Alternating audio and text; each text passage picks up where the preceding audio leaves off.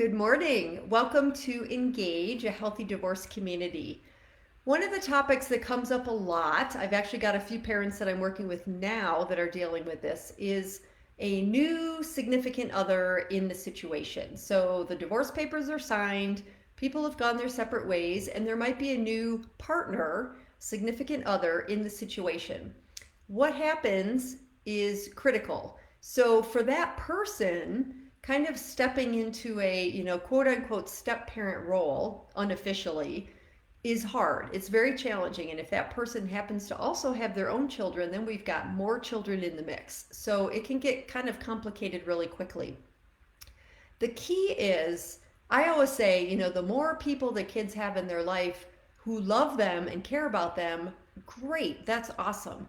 What we have to be super careful of and just aware of is how we integrate that person into the kids' lives, into their lives. Because what happens, and I've seen this unfold, is, do we call this other person mom or dad? Because that can really impact the mom or dad in the situation. And I've had this happen where, a mom called a boyfriend dad, and so the young child started calling the parent dad or father, and that really upset the biological dad when the biological dad found out about that. So we got to figure this stuff out before we get in these situations or early on in these situations, because they can be emotionally charged for sure, and it can be very confusing for the kiddos. The kids have one mom, one dad, biological, and so making it really clear. And again, with younger children, this is important because this is all new to them. When the kids are older and they're teenagers, most likely they're not going to call this new person mom or dad. They've been established with their parents for a long time. That's just not what's going to happen. It could.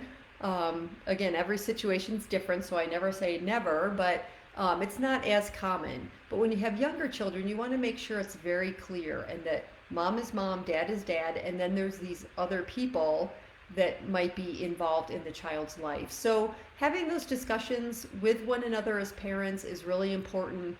Making them aware that there's somebody else involved is really important.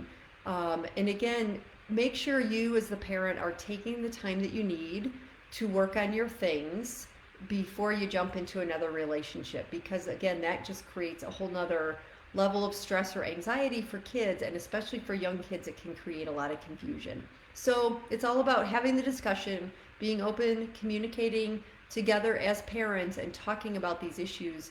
What do we do with this situation so that everyone's on the same page? Go out and make it a great day, and I'll see you tomorrow.